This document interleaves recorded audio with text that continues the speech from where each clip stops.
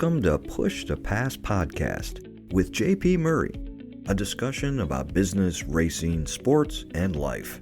This podcast delivers insights on what makes businesses, teams, and people successful based on real-life business experiences. Following a career with America's largest associations, JP Murray founded the Murray Company, one of Washington, D.C.'s most successful consulting firms. The company was acquired successfully and enabled him to launch JP Murray Racing, a business development and sponsorship agency for auto racing teams. Here is JP.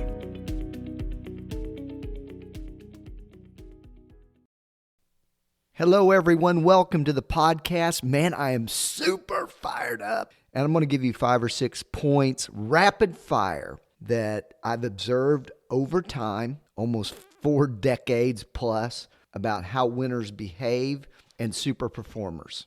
And a little bit of my own thoughts sprinkled in. Number 1, embrace the underdog, and that means being vulnerable and admitting that status. I want to tell you, I hate losing. First, I hate losing, but I really enjoy being the underdog.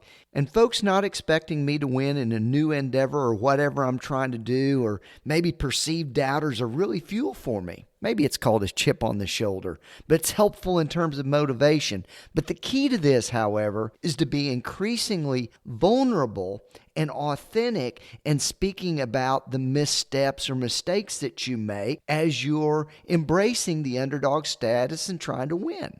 Number 2, incredible action. Success is all about more action than others. And over time, the quality of that action at scale really reaps the dividends. I'm going to give you a prompting question that helps you get over the hump maybe when your action is a little bit lacking. What would you do if everything worked out the way you wanted? Oh my gosh, you'd be acting in so many different areas. You'd have so much action, you'd be choking on it. What would you do if everything worked out? Use that as the prompt to get you over the hump and just to keep going, keep going, keep going. Somewhat related to that is number 3.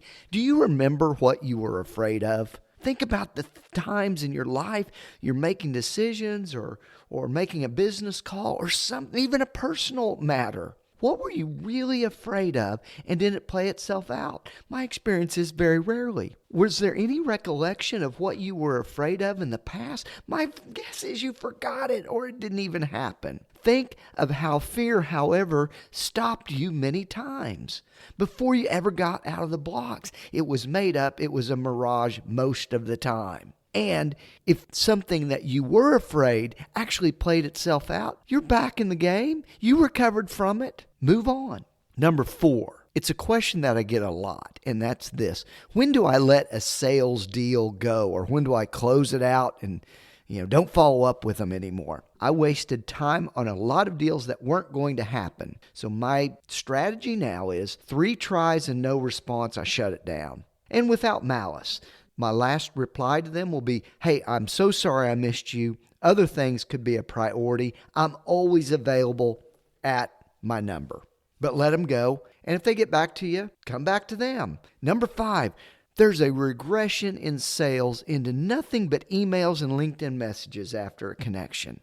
Man, I'm telling you what, we can be super valuable now if we listen to the market, bring value every time, replenish the account that you're trying to call with advice, education, help, get them to buy from you. Right now, we're in this place where we're using technology and we're kind of automating everything, and I don't think it's really resonating with our audiences. And we're wasting time, and we're frankly pissing people off. I want to be very authentic.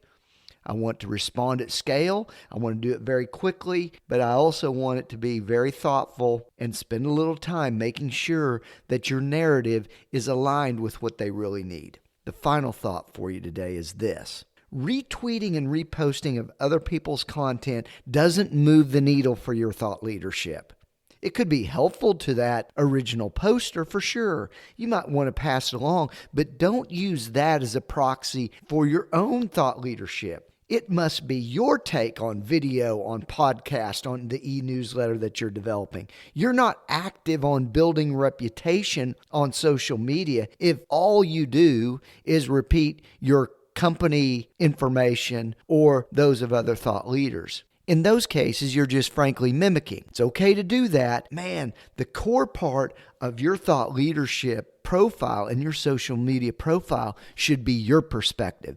And if you're working for a company that doesn't allow you to give that, you need to find another one. Hey, these are some thoughts for you. Rapid fire stuff. I'm all over the map today, but I'm fired up for you, and I had some things to pass along. Hey, speaking of passing along, completely disregard what I said about reposting content of other people. Go ahead and give us a thought on this podcast and send it to a friend that you like. Best wishes. I can't wait to chat with you next week on the Push to Pass podcast with JP Murray.